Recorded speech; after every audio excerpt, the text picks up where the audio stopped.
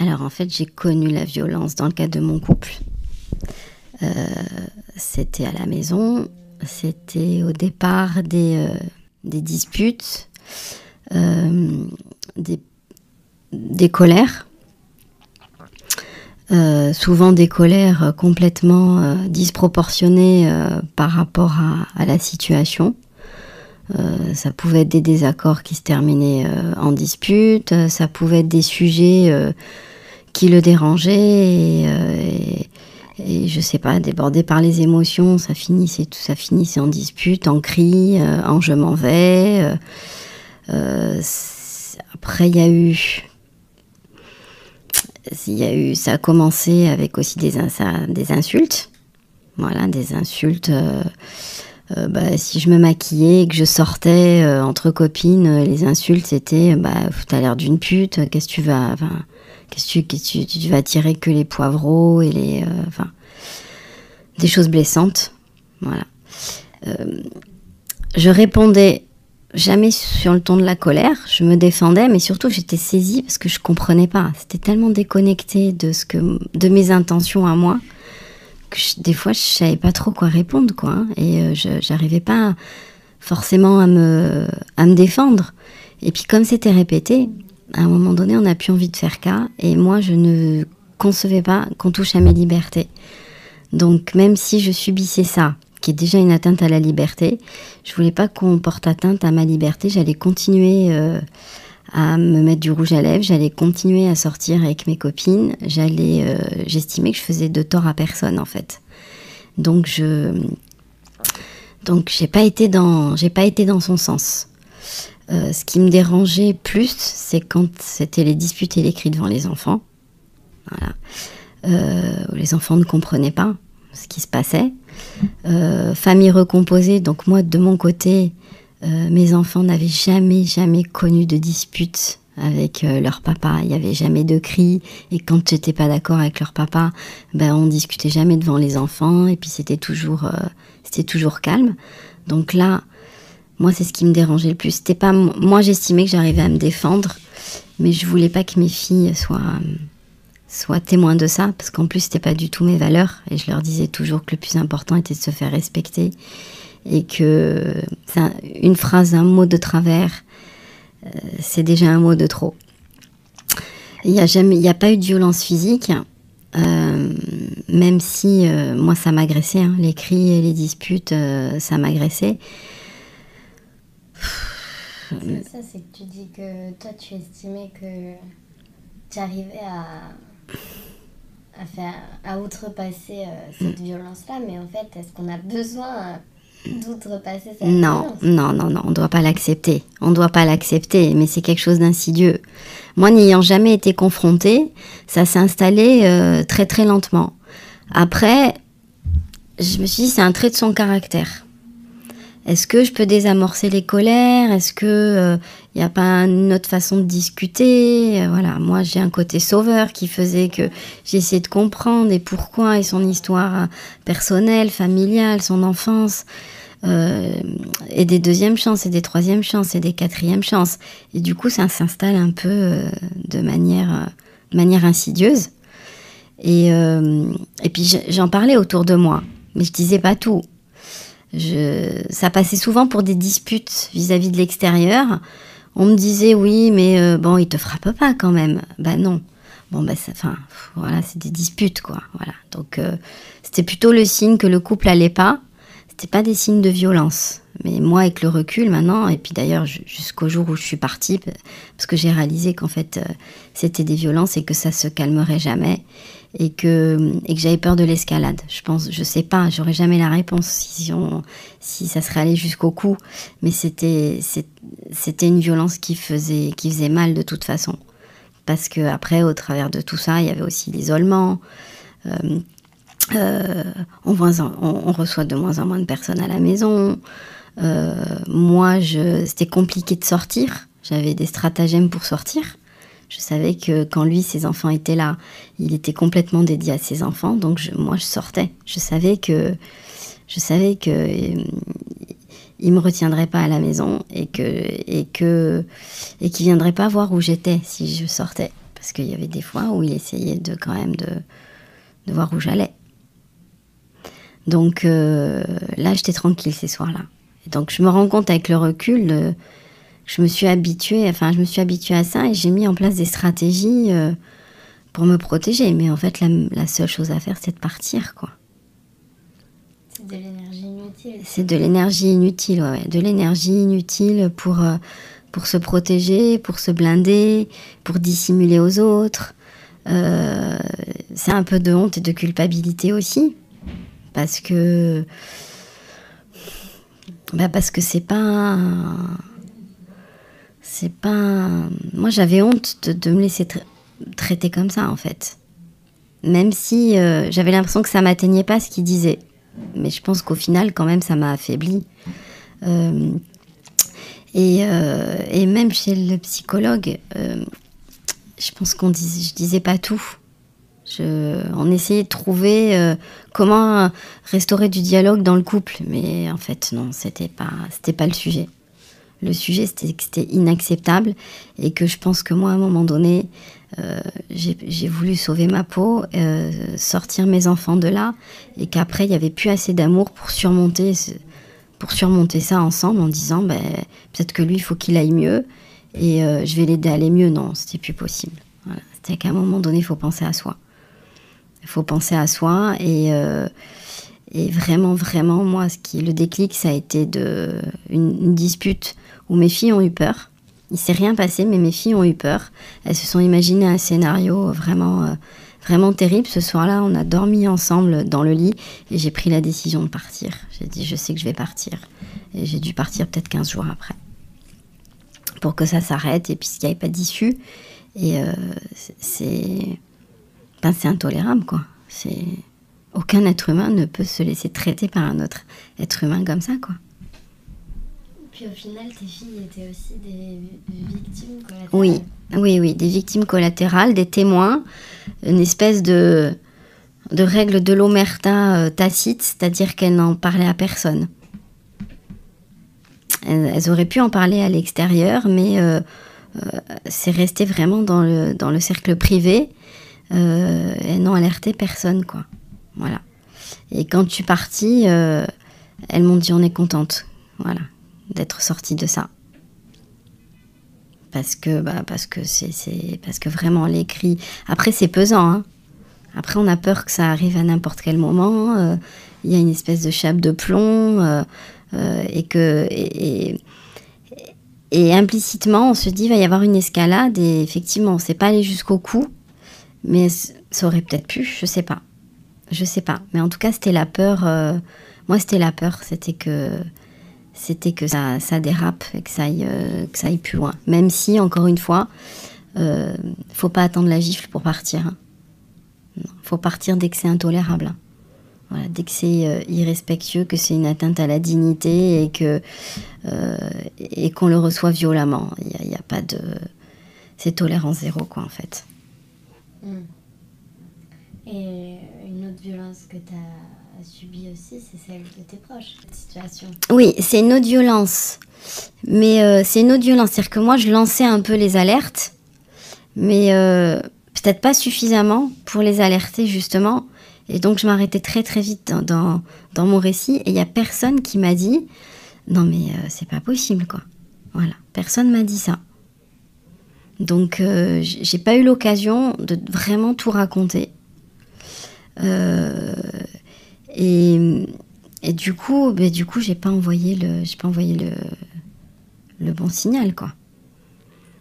Mais parce que je pense que j'étais encore dans la honte et la culpabilité et que je dissimulais. Mais si j'avais eu, si quelqu'un m'avait posé des questions, je me serais livrée. J'aurais dit. Il y en a même qui m'ont dit « Oh, ça va, tu peux rester, quoi. C'est pas grave. Hein. Tous les couples se disputent. » Sauf que c'était pas des disputes. Il t'a pas frappé? Non, il m'a pas frappé, donc c'était pas grave, mais c'était pas des disputes. C'était pas des disputes, parce que c'était beaucoup de cris, après il y avait des insultes, après on partait, on claquait la porte. C'était pas des disputes, c'est pas ça une dispute. Dispute, on n'est pas d'accord, le ton peut monter un peu, mais on se balance pas des saloperies. On est capable de s'excuser après. Et puis c'est pas répétitif, quoi. Là, ça devenait... Je me rappelle, j'essayais de noter tous les combien ça revenait. Donc au départ, allez, tous les 2 mois. Et puis ça se rapproche. Et puis tous les mois. Et puis après, c'était plusieurs fois par semaine. Donc ça aussi, c'était un signe que c'était un mode de fonctionnement. Ah ouais. Est-ce que tu penses que si tu l'as pas vu comme une violence directement, c'est parce que t'as été témoin plus jeune de violence? Au contraire, ça aurait dû m'aider. Ça aurait dû m'aider parce que j'ai été vraiment... j'ai quand même été témoin de vraiment de grandes violences où là, il fallait aller porter plainte au commissariat, où là, ça finissait à l'hôpital... voilà.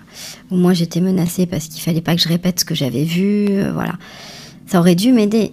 Et puis j'ai en moi, enfin je supporte pas la violence en fait. En vrai, je supporte pas la violence. Ça me fait, c'est quelque chose d'intolérable.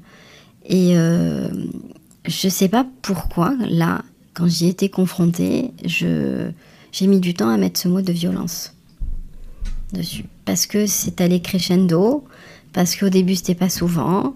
Que j'avais l'énergie nécessaire pour apaiser le discours, de dire regarde, voilà, on va discuter, c'est quoi le problème, etc. Et après j'ai commencé à me défendre. Forcément, ça a alimenté la colère. Ça s'est installé vraiment très très lentement. Voilà. Mais ça aurait dû m'aider d'avoir été témoin. On minimise. Ouais, oui, mais soi. ouais, on minimise pour soi. On se dit bon, est-ce que j'ai bien compris? Est-ce que c'est pas moi qui me suis énervée? Est-ce que voilà. Et puis moi, encore une fois, j'étais de bonne foi, c'est-à-dire que j'étais sur le sujet de désaccord.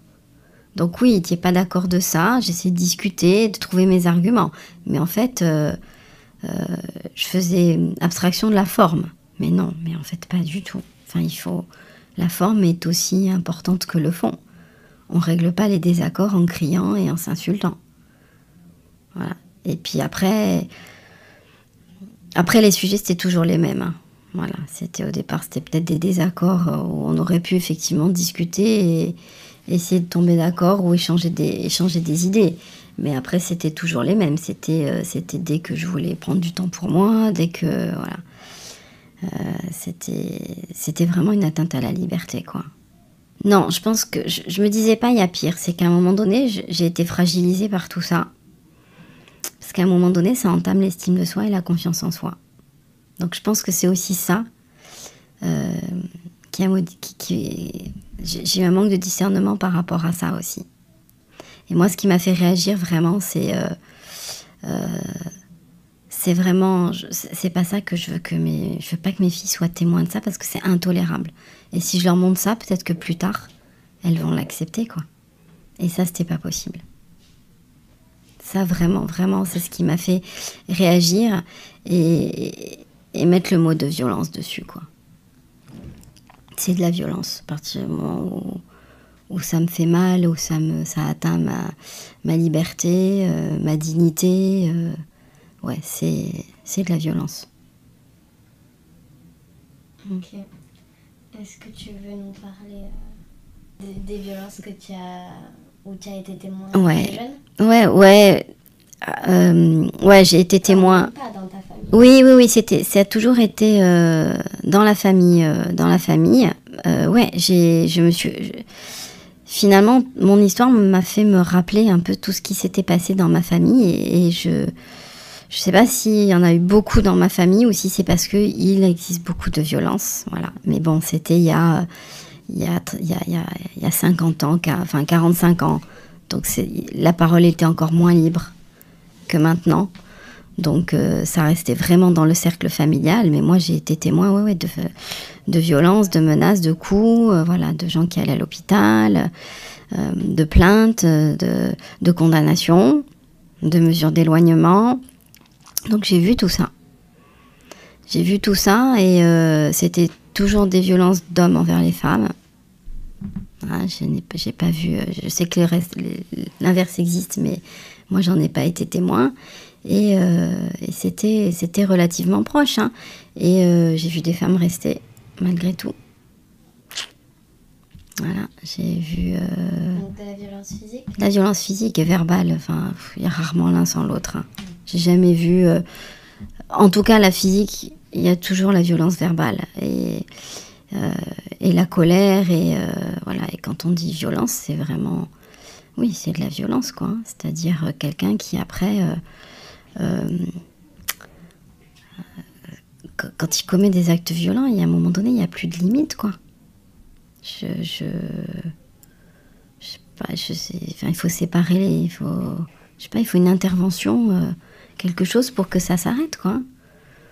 Voilà. Donc moi j'ai été menacée pour pas parler, voilà. Donc je n'ai pas parlé. J'ai vécu avec ce secret-là pendant des années. Je l'ai dit parce que je pensais que maintenant il y avait prescription, et puis surtout j'avais pas peur des représailles, et puis parce que j'ai accepté que c'était pas normal. C'est pas normal que ce à quoi j'ai assisté, c'était pas normal qu'on me demande de pas parler. Voilà, donc maintenant j'ai parlé, ça change rien, mais j'ai vu beaucoup, oui, j'en ai vu. J'ai au moins 3-4 femmes dans mon entourage proche. Ouais, donc on se rend bien compte qu'en fait c'est un peu omniprésent, quoi. Ouais, c'est omniprésent. Maintenant, on en parle un peu plus. En tout cas, ça rentre dans le débat public, parce que malheureusement, il y a eu des drames. Bah, de la violence physique, oui. Ça rentre dans le débat public, la violence verbale. Non, la violence verbale, ouais. Psychique, ça c'est insidieux, comme tu dis, et ça on en parle moins. On n'arrive pas à l'identifier. Ouais. On n'arrive pas à l'identifier. On n'arrive pas à l'identifier parce que c'est vicieux, parce que ça s'installe lentement, parce que il y a la question aussi de l'interprétation. Il peut y avoir aussi de la manipulation. Mais tu n'as pas bien compris, mais c'est pas ça que je voulais dire. Parce qu'il peut y avoir de la violence verbale sans qu'il y ait l'écrit. Mais c'est inacceptable. Et je pense sincèrement qu'on a un rôle énorme à jouer dans l'éducation, quoi. Éduquer les petites filles et les petits garçons, quoi. Leur donner les donner de s'exprimer, donner les moyens de reconnaître quand à un moment donné, il n'y a pas le respect. Quand c'est intolérable, leur donner les moyens de dire quand ça dérange. Et pas seulement quand on est victime, mais aussi quand on est témoin. Ouais, quand on est témoin aussi, ouais. Ouais, quand on est témoin. On dénonce à une hiérarchie. À une hiérarchie où on intervient dans le débat en disant mais là c'est pas normal, on ne peut pas parler comme ça. On ne peut pas parler comme ça. Et franchement, ça commence jeune. Et des mots d'enfant qui peuvent faire rire, après c'est plus des mots d'enfant. Voilà, la moquerie, on entend le harcèlement, on en entend pas beaucoup en ce moment. Mais ça commence par la moquerie, ça commence quand on voit que quelqu'un pleure. Ça doit pas être pris à la légère. Oui, oh là là, toi tu pleures, mais oui, peut-être que toi tu es fort et tu peux encaisser et répondre. Il y en a qui n'y arrivent pas. Donc quand on voit que ça fait de la peine, quand on voit qu'il y a des pleurs, c'est qu'il y a quelque chose qui a été franchi, quoi, une limite qui a été franchie. Voilà. Et si on s'éduque pas jeune, ça s'installe, quoi. Moi je crois beaucoup à l'éducation. Et filles et garçons, il n'y a pas de distinction à avoir. Voilà. Un garçon qui pleure parce qu'il a été peiné, c'est la même chose qu'une fille qui pleure parce qu'elle a été peinée. Voilà. Il y a un garçon qui frappe une fille, ça doit se dénoncer de la même façon qu'une fille qui frappe un garçon. Voilà. Et petit, c'est normal que ça se passe comme ça. Sauf que si on n'explique pas, si on n'accompagne pas, s'installent des idées reçues, des choses qui sont rigolotes peut-être à 3 ans et qui le sont beaucoup moins à 10 et qui sont inacceptables à l'âge adulte, quoi. Est-ce que tu veux dire autre chose à ce que ça va ? Non, je pense que j'ai fait passer le message et voilà, je répète le rôle de l'éducation, le rôle des témoins, de l'écoute qu'on peut trouver. Et que quand au fond de soi, là, on a un petit truc qui vous dit c'est pas normal, c'est que ça n'est pas normal. On s'écoute. On s'écoute. Ouais, on écoute. On s'écoute, on cherche pas des circonstances atténuantes. Si au fond des tripes, ça dit c'est pas normal, c'est que c'est pas normal. Et on n'a pas tous le même normal.